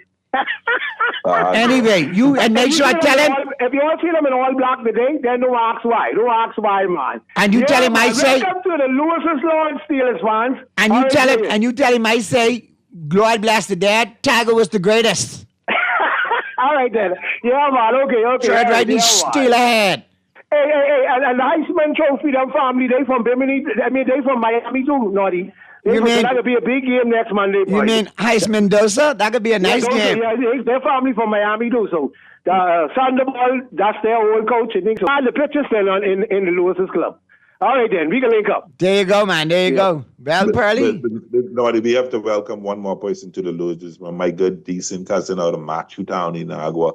My good cousin Gerard Moutry. Oh, he do me bad this weekend. He's come out with his Watts jersey on and tell me he gonna call me today. And I told him yesterday, I ain't gonna tease you.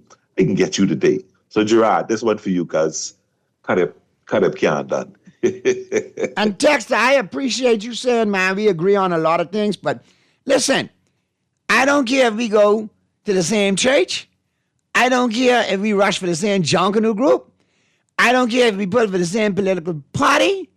I don't care if we was family friends growing up. I don't care if we related sometimes. Football has nothing to do with it. Take this roasting like the suckling Pittsburgh Steeler hog that you are. Tote it. All is fair in love in football. All is fair in love in football, and all y'all was could be was the next to lose. Good evening, Naughty MJ and Pearly. The air fryer was up too high, but now those Evil Empire, now it's down low. Preseason spring training soon start. The Evil Empire from LA turned down the air fryer to get on the air. But fix those Lakers before you worry about the Dodgers. Pearly, you know who that's from. Yeah, I know, but my good friend Jeff, February 12th, Pitches and Catches Report. Jeff, I appreciate you. You are on perfect timing. Jeff always chimes in the week after football when the Dolphins gone and starts with his New York Yankee, LA Dodger hate. And Jeff, I tip my hat to you, my brother. But yeah, Pearly, we got lots to talk about, man. And let's jump right on in. Obviously, we'll deal with the NFL. And then deal with the NBA real quick. We'll get to our picks. But Rich Eisen taking us home today with what happened in Pittsburgh post that loss, 30-6 on Monday Night Football. The biggest thing coming out of it, the resignation of 19-year head coach of the Pittsburgh Steelers, Mike Tomlin, Super Bowl winning head coach. Now, albeit in the last couple of years, the Pittsburgh Steelers have not done well in the playoffs. But obviously, now they're looking for only the fourth coach or the fifth coach in the history of that franchise. I think it's Chuck Noll. And then Bill Cowher. Bill Cowher. And then on to Tomlin. I don't think there's anybody prior to Mike, to Chuck Noll coaching that team. Yeah. So anyway, here it is. For those of you who are just hearing it now, but the announcement came late last night. It is official. Mike Tomlin has resigned as head coach of the Pittsburgh Steelers.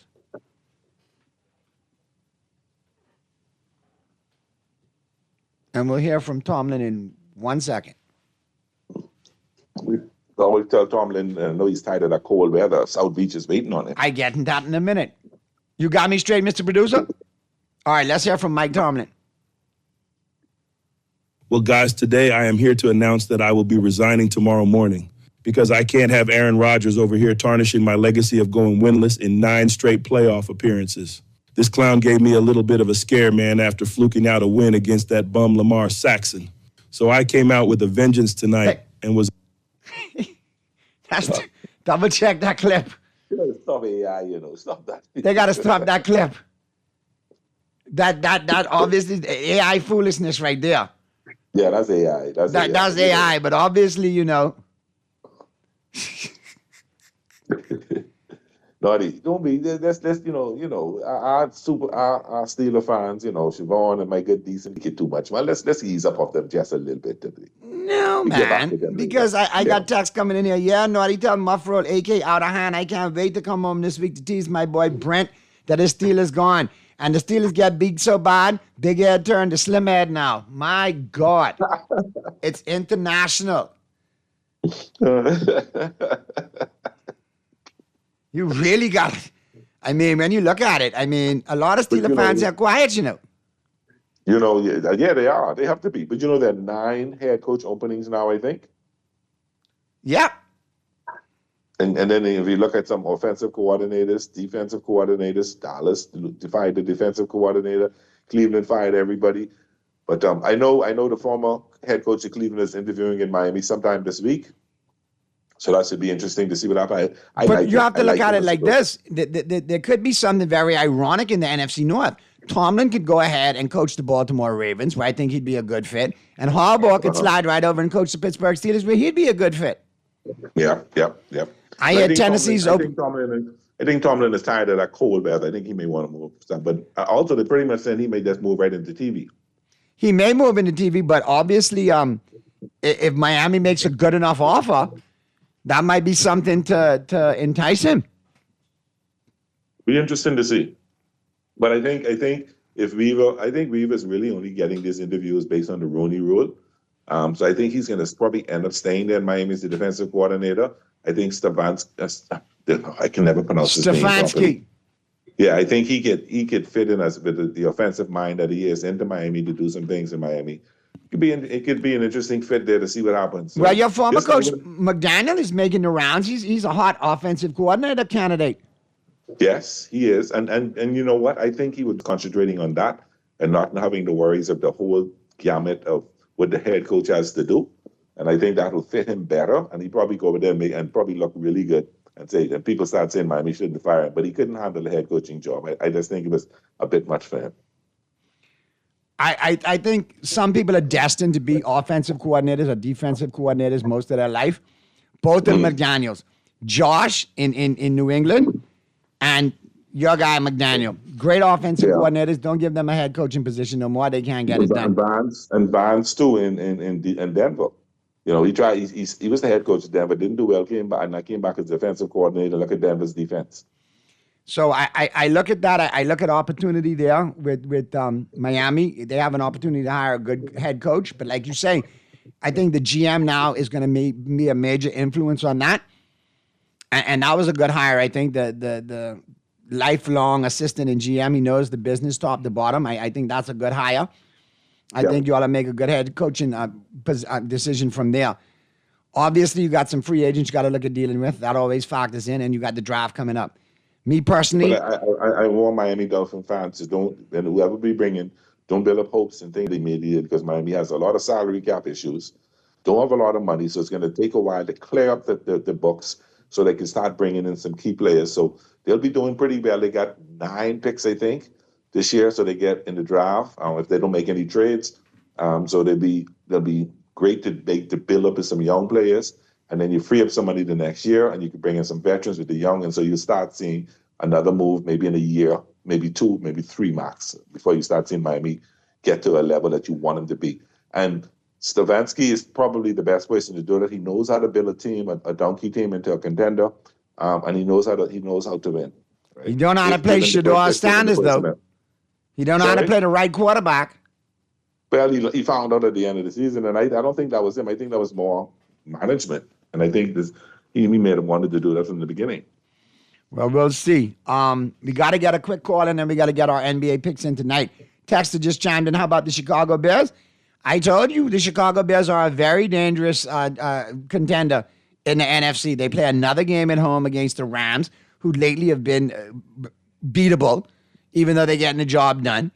I think it's a lot of points. They've been beatable defensive-wise, but nobody's been able to stop them offensively. But my point is, Ben Johnson is somebody who could keep the Chicago Bears in the game with that offense. They can score points, Pearly. Yeah. And they've won 4 games this year, coming from a 15-point or more deficit in the fourth quarter, and won 4 games. They did, and I'm not knocking them. I'm not mad at the Chicago Bears. The Rams know how to move the ball. They do know how to move the ball. Correct, and this I'm not taking away from that, but I think Ben Johnson is on a mission. Ben Johnson wants to prove himself. I mean, look what he did to LaFleur. Rolled out the Packers, came back and beat him. Dismissed LaFleur, on to the next one. The Chicago Bears go as their coach goes. Ben Johnson has that team fired up. Be very careful of the Chicago Bears. They win this weekend at home. They end up playing. Go ahead. They end up playing. If the 49ers beat the Seattle Seahawks, they play in Chicago to go to the Super Bowl.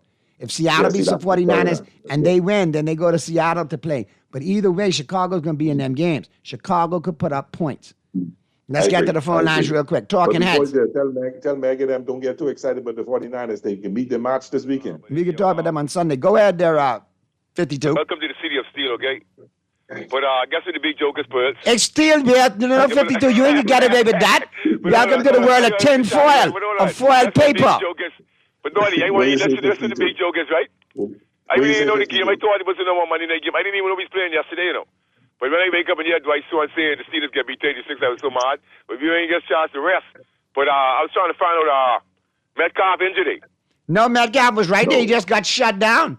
No, man. Who was missing from the offensive line? Listen, let me tell you who's missing from the Dallas offense. His name is George Pickens, and he's in Dallas, and he's going to re-sign in Dallas. Missing from the Steelers, too, but anyhow. I know you're poorly, but I don't think the 49ers can beat the Seahawks, to tell you the truth.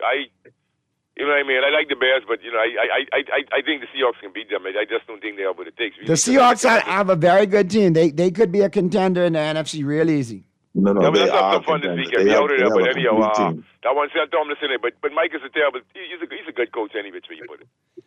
All right, 52, good stuff. You'll see 52. You'll see Tomlin again. Trust me, brother. I think he goes on the sideline before the booth. All right, Pearly, real quick, we got to get our picks in rapid fire. Several games tonight, so here we go. Suns and the Heat. I like the you like the Heat in this one? Yeah. Give me the Suns plus the 1.5. I like them in this one. Okay. Bulls and the Rockets. Give me the Rockets at home in the money line. They're 12.5-point favorites. The Bulls, if you want to take them with the 12.5, that could work, but I like the Rockets at home. Money line. I like the Bulls and plus the 12.5. You got the Timberwolves on the road taking on the Bucks. Milwaukee 3.5-point favorite. Give me the Timberwolves plus the 3.5. I'll ride with you on that one. Nuggets. Nuggets taking on the Pelicans. Denver minus 1.5 over the Pelicans. I like the Nuggets minus the 1.5 to take care of the Pelicans. Nuggets just rolling. They just rolling without the Joker. They rolling. I like the Nuggets. Spurs taking on the Thunder. Thunder 9.5-point favorites. Give me the Spurs plus the 9.5. They're 3-0 against the Thunder. They're going to play them tight. This is going to be an excellent game. I can't wait to watch it with MJ. There's a chink in the Thunder armor. There's a chink in the Thunder armor, and I like what the Spurs. Oh, not MJ won't hear this. I like what the Spurs doing. Give me the Spurs. Got the Hawks taking on the Lakers. Listen, the Lakers ain't playing no defense. We've been losing a ton of games. We lost 10 games. 10 games. We was 16-4 when LeBron returned. We are now 23-14. That means we've been 7-10 since. And the Hawks. Defense, but I'm gonna take the Lakers and the points. I'm gonna take the Hawks minus the 2.5. Yeah, that's where I'm at now. I got to go against the Lakers till they turn it around. We got to work the mojo. Yeah. Give me the Hawks minus the 2.5. They need to pull the trigger on that big and straight. That's all I got to say. That's what they need to do. Warriors are at home taking on the Trailblazers. Golden State 10.5-point favorites. I like them to win in the money line. I don't think they cover the 10.5. I like them in the money line, yes. There you go. That's a wrap. All right, we got Rich Eisen taking us home today, breaking down the full Mike Tomlin-Spurg. All right, and we'll be back at you tomorrow again, Wednesday. Can I do a shout out to the crew down there at Geneva Brass before we get out of here? Yes, definitely. The best hog snapper I've had in so long. So big shout out to the crew down there at Geneva Brass. It was so delicious.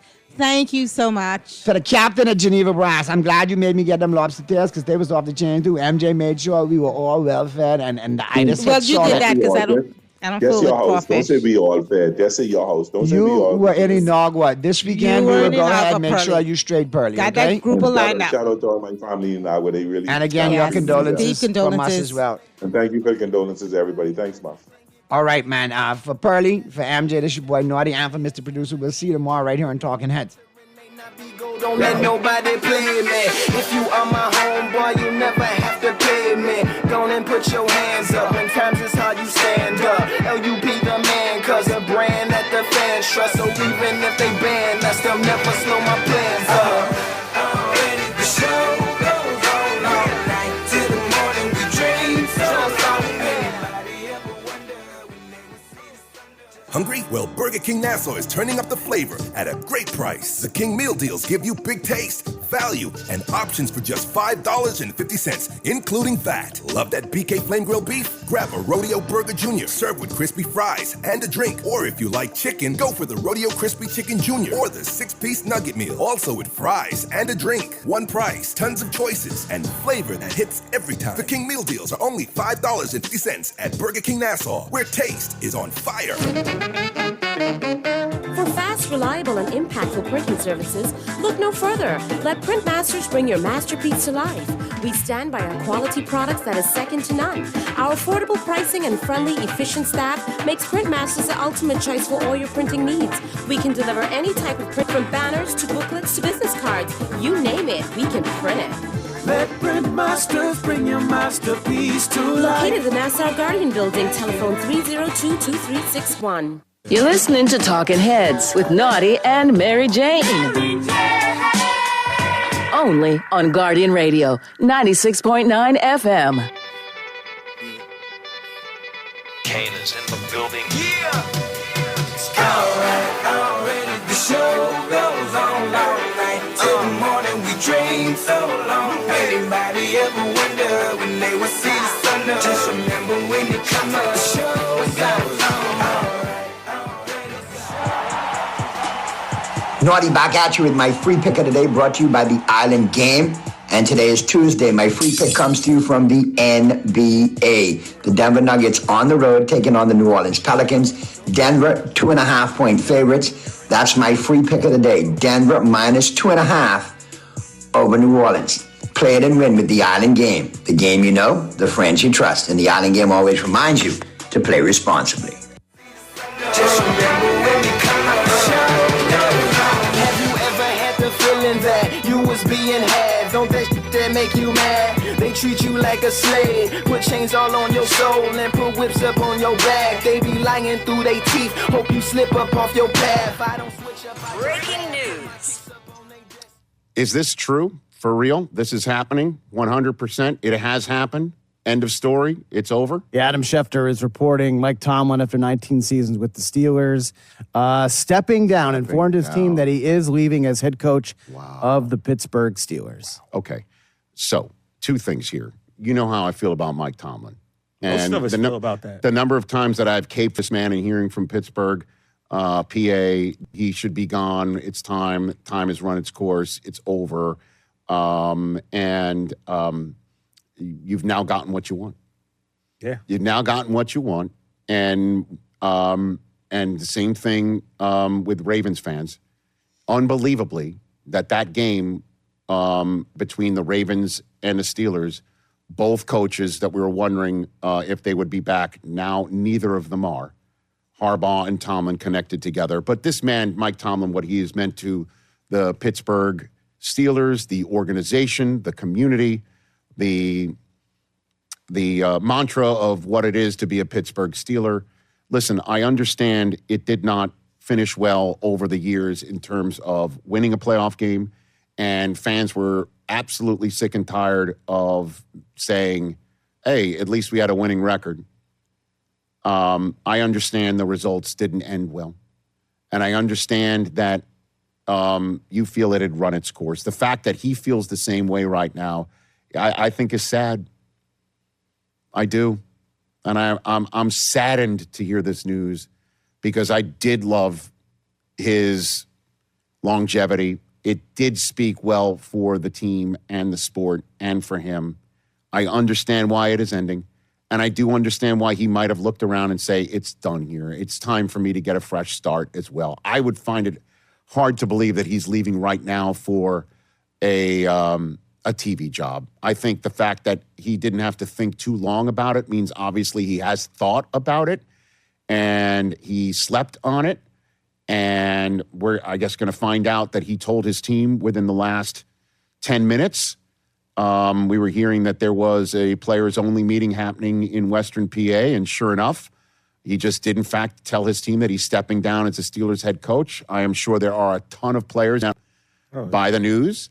He is a leader of men of the first variety. He is the type of guy that I would want to hire in 2 seconds flat, and I've always said he will be without a job for only 5 minutes if he ever leaves the Pittsburgh Steelers. We'll see if I'm right or I'm wrong. But all I know is one of the reasons why I imagine he would do this so fast is every single job that is open right now is something that, or some job that is open right now is of interest to him. And we will see if the fact that he is now available causes somebody else who does have a job right now to lose his. And if you are somebody like the Giants, who, when you let go of Brian Daboll, or you were somebody like the Falcons who let go of Raheem Morris, and you didn't know who was in the coaching carousel, and it's now both John Harbaugh and Mike Tomlin, the two longest tenured head coaches in the National Football League, who are now on the same job market. It is what I would term for you a bonanza. You're looking for a culture guy. You're looking for a guy who's been there and done that. You're looking for a guy who's a molder of men. You're looking for a guy who wants a fresh start. You're looking for a guy who understands continuity. You're looking for that guy. Well, one of those guys is on the open market right now. And if I'm Mike Tomlin, that had in my mind to be part and parcel of why he made this decision. You know, tea leaves about what it would take to continue on here. Tea leaves of the way he feels maybe in the community, the way he feels about the organization, the way he feels about his own abilities to affect change, all of it. Last Wednesday, he loves the challenge. I don't think this is a guy who's now going to leave for TV, like that he's going to suddenly show up and be part of the outside noise. That just doesn't strike me as that guy. He strikes me as a guy who is exactly perfect for any organization that wants a culture change and doesn't know how to get it right themselves in the building, because they're hiring consultants to tell them who to look for. They're hiring this person to tell them what to do. And he's somebody who's like, I got it. And in that regard, who wants to be the next Pittsburgh Steelers head coach?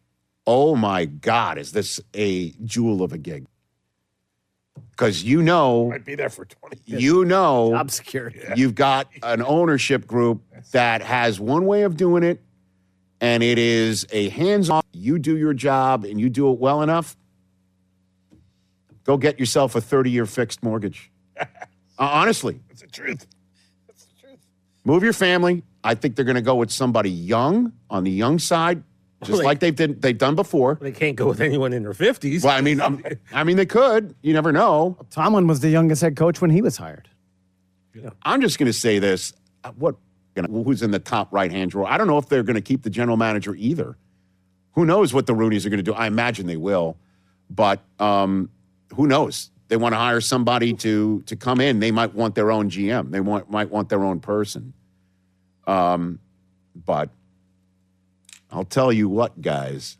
Tell you what, man. I two things I'm going to say here. You know all the candidates in the pros.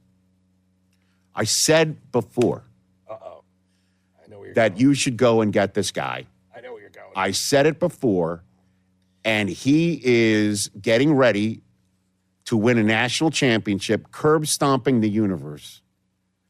And he's from Pittsburgh, Pennsylvania. That part. Do you think Curt Cignetti ever dreamed in a million years he could be the head coach of the Pittsburgh Steelers? Not in his wildest dreams. He was with Pitt in 1983 when he started. Just saying. Now, he's in his early 60s. So just throwing that name out there. I don't know if you're going to go college. I don't know what they're thinking. They haven't done a job search in a gajillion years. Real estate's cheaper in Pittsburgh. He's as old as John Harbaugh, 64. I understand it. Does he want to do that? Again, he sounds it. He looks it. He is that. You want to do that? The fans would, I think, go a little bit nuts. Go crazy. Or you want to go young? Again, you know all the pro candidates. And I know he's already said, I'm sticking around, not going anywhere. You call Notre Dame's head coach. Mm-hmm. And you tell Marcus Freeman, this is an opportunity that doesn't come.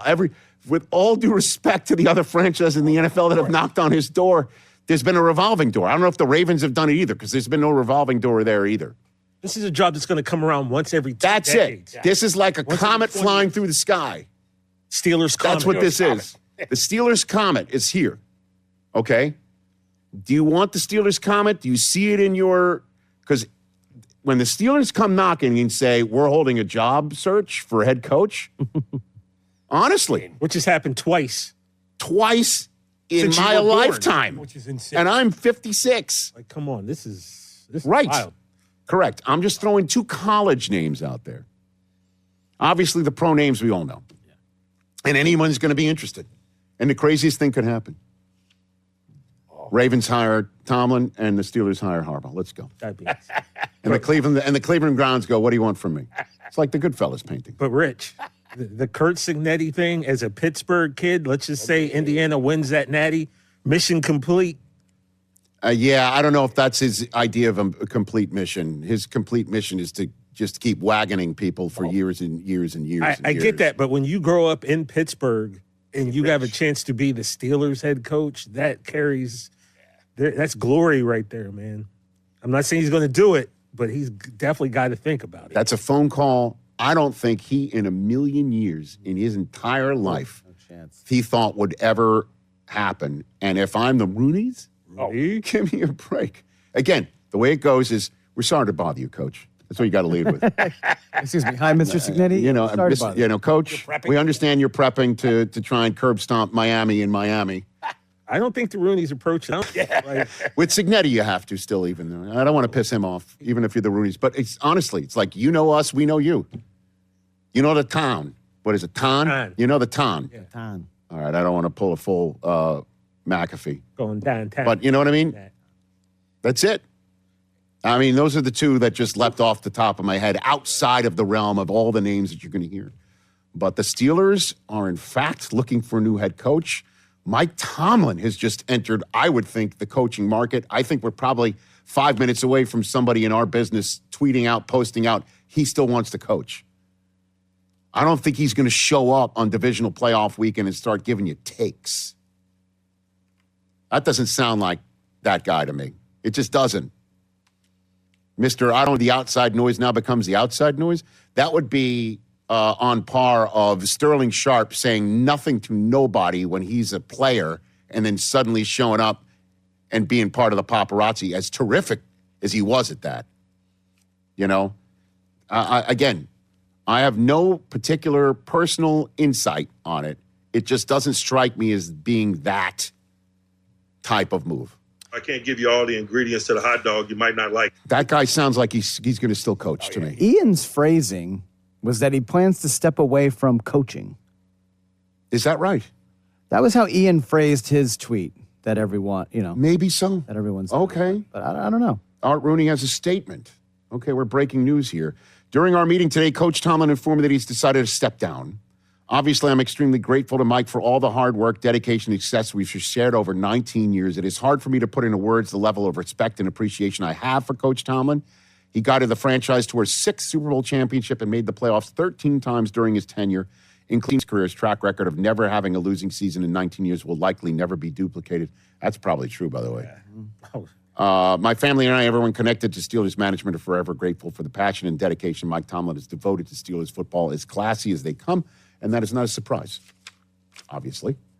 You're talking about the Rooneys and the Pittsburgh Steelers. They're now off to a coaching search. And what is Ian's post, his tweet? Read it for me, please. Ian's phrasing said, Steelers coach Mike Tomlin has informed the team that he plans to step away from coaching, meaning one of the greatest to do it will take a break.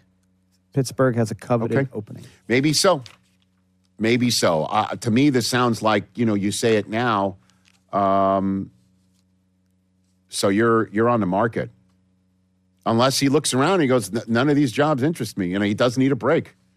19 years of this is one thing. I get it. It's a lot, man. I understand. Take a vacation. Okay.